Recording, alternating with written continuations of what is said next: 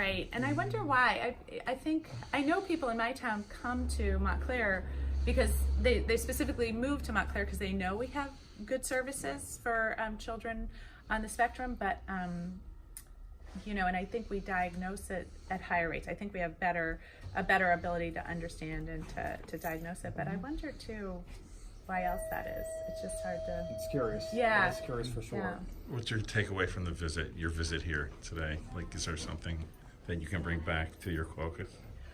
Yeah, well, the thing that I've struggled with as I've been talking to members of the community for years is, you know, how to best provide the services to families, because it's not just educating children, it's the whole family. You know, I think the scariest thing for parents is what's going to happen to my child as they become an adult, and what if something happens to me? How am I going to make sure my child's taken care of? So I think this is a great start, a school like this that really gives children not just the education but the social aspect of growing up and the, you know, and having friends and having you know, as we were talking about the prom and stuff. Absolutely. So I think this is really critical, but then it goes beyond just the children educated to provide parents the support network and to know what the day programs are that they can have afterwards, and talking to other parents about how they've navigated the system, and then kind of the feedback loop. I think what I'd like to see is continuing to talk about what you're seeing and what best works, so that we in Congress can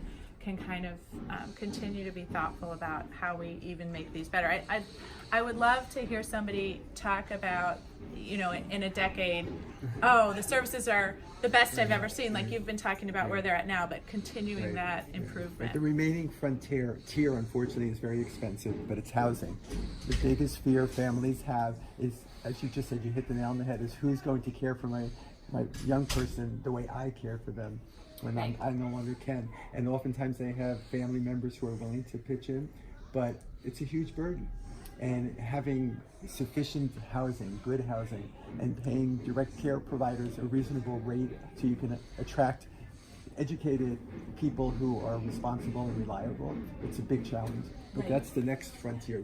I think we've nailed the education for the most part. Adult programs are now flourishing.